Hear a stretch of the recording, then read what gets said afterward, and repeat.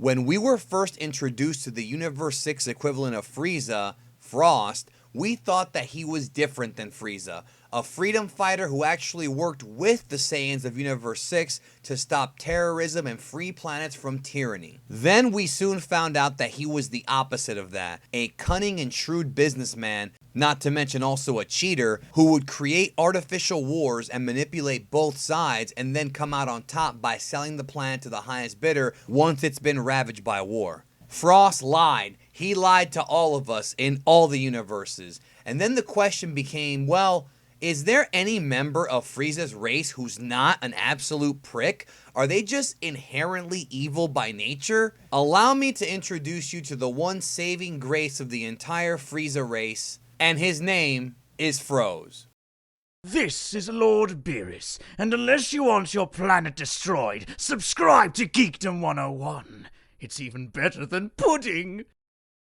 Even though Froze is a character that appears exclusively in Dragon Ball Heroes and has not appeared in Dragon Ball Super, I still think it's worth talking about this character because I find his origin story fascinating.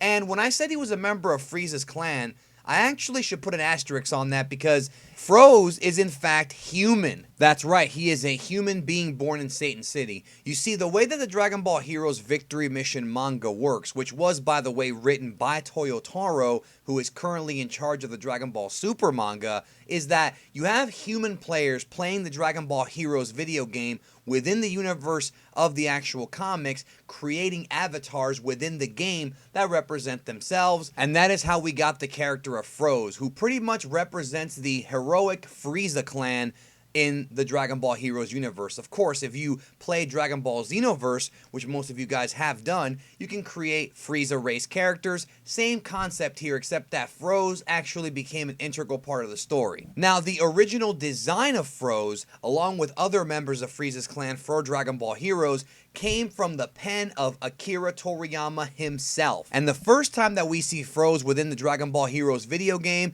he actually is helping Goku and beat the main character of Heroes, defeat Lord Slug on a mysterious planet, thus proving to our heroes that not every member of Frieza's race has sinister motives. Later on, Froze would actually be seen competing with Frieza face-to-face, one-on-one, before legendary Super Saiyan Broly came in and stopped the fight.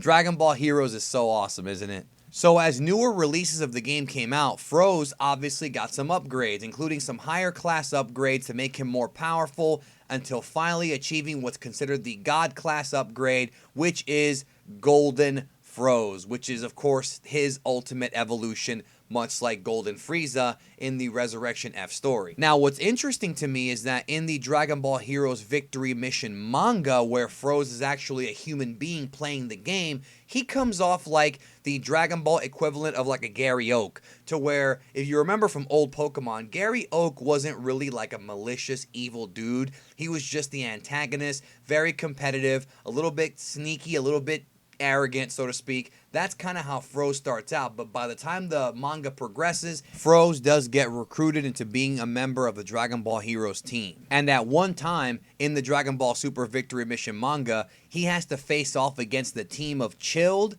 Cooler, Frieza, Frieza's son, Kuriza, all at the exact same time. So this dude's got a big set of stones, even though I know Frieza race members don't really have testicles. You know what I mean. So what do you think about the concept of Froze? Do you like the idea of a good version of the Frieza clan, like in Xenoverse? Would you like to see a character like this introduced into the main Dragon Ball continuity? I think it would be refreshing to actually have a member of Frieza's race who's not evil and fought alongside the good guys. Then again, Frieza himself will be doing this very, very soon in the Tournament of Power. But still, I like the idea of there being a good version of Frieza. If you are new to Geekdom 101, press the subscribe button, but also remember to hit that bell because YouTube's being very weird about notifying people about my videos going up. Same thing with a lot of other YouTubers, and that bell will send a notification letting you know right away when my videos go up. Thank you, as always, for your support.